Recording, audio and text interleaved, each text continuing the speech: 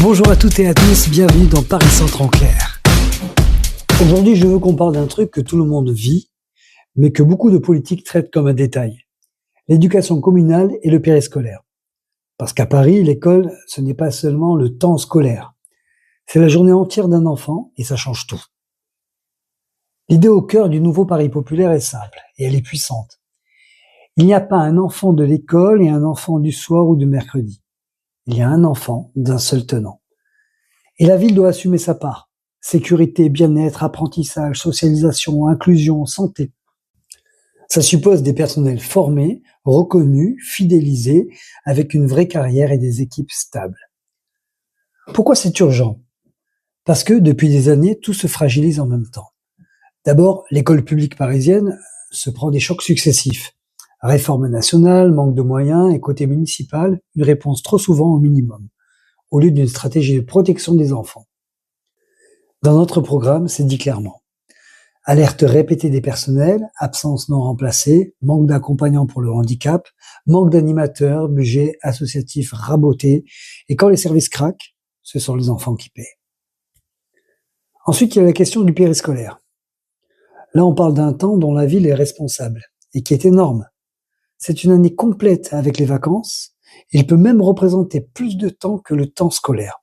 Donc ce n'est pas un à côté. C'est un pilier du développement de l'enfant. Et pourtant, les mobilisations et grèves du périscolaire disent la même chose. Sous-encadrement, précarité, salaire trop faible, pas de perspective, trop de vacataires pas assez formés, et une mairie qui répond trop tard ou trop petit. Troisième point, le coût réel pour les familles. On te vend l'école gratuite, mais dans les faits, ça chiffre. Le programme donne un ordre de grandeur marquant. La dépense moyenne annuelle par enfant est passée à environ 1 315 €, avec notamment cantine, fourniture, vêtements. Et ça peut être encore plus lourd pour des familles déjà sous pression. Si on veut le retour des familles à Paris, il faut arrêter de faire payer la vie quotidienne au prix du luxe. Et enfin, il y a la fuite vers le privé, qui progresse quand le public n'est plus vécu comme fiable, protecteur et exigeant. La réponse insoumise, ici, c'est de remettre l'argent, l'organisation et la priorité politique là où ils doivent être, dans le public. Alors, qu'est-ce qu'on propose concrètement? Première décision, protéger l'école publique et refuser la logique comptable. Ça commence par une ligne rouge, s'opposer aux fermetures de classes dans les écoles et collèges publics. Et ça continue par un levier municipal très fort, revoir la sectorisation pour casser la ségrégation scolaire et garantir à chaque enfant une école et un collège public de proximité de qualité. Deuxième décision, arrêter d'arroser le privé au-delà du strict obligatoire et remettre la transparence sur la table. Notre programme dit supprimer tout soutien à l'école privée au-delà des obligations légales, réserver les investissements éducatifs au public, mettre fin à l'opacité, contrôler l'usage de l'argent public. Ce n'est pas idéologique, c'est une question de priorité. Quand le public manque de bras et de moyens, chaque euro doit renforcer le service public. Troisième décision, aller vers la gratuité réelle. La gratuité, ce n'est pas un slogan. C'est des fournitures, des sorties, des goûters et même le périscolaire qui deviennent progressivement accessibles sans exploser le budget des parents. Et sur la cantine, la proposition est claire, avec une gratuité pour les 3 premières tranches du quotient familial et des tarifs ensuite plus progressifs. Et ce n'est pas juste une mesure sociale, c'est aussi une mesure éducative. Le programme rappelle que la précarité alimentaire touche une part importante d'enfants et qu'un repas équilibré à la cantine peut être pour certains le repas le plus solide de la journée. Donc, la cantine devient un bouclier. Quatrième décision, remettre du sérieux sur le périscolaire avec des effectifs, de la stabilité et de la formation. Le programme et le plan convergent sur un point massif, respecter les taux d'encadrement de référence. Un adulte pour 8 enfants de moins de 6 ans et un pour 12 au-delà. Et surtout, recruter pour atteindre 10 000 animateurs permanents en fin de mandature. Il y a une autre mesure clé qui parle à tous les directeurs et équipes.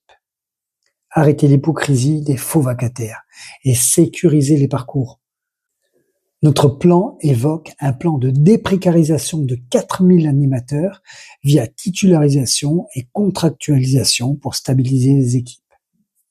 Cinquième décision, une école protectrice qui prend au sérieux le handicap, la santé et la prévention des violences. Notre plan met au cœur l'inclusion. 0 enfant en situation de handicap sans accompagnant. Création d'un métier municipal d'animateur inclusion, présence d'une personne formée auprès des petits, renforcement de la médecine scolaire.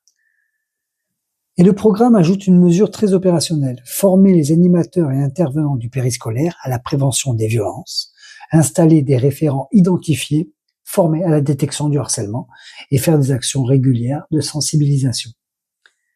6e décision, des écoles et collèges à la hauteur du climat et de la dignité. Le programme pose un constat brut.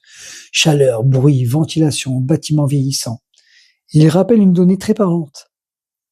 Depuis 2010, Paris a perdu 35 000 élèves et la réponse a trop souvent été fermer des classes et non pas améliorer les conditions.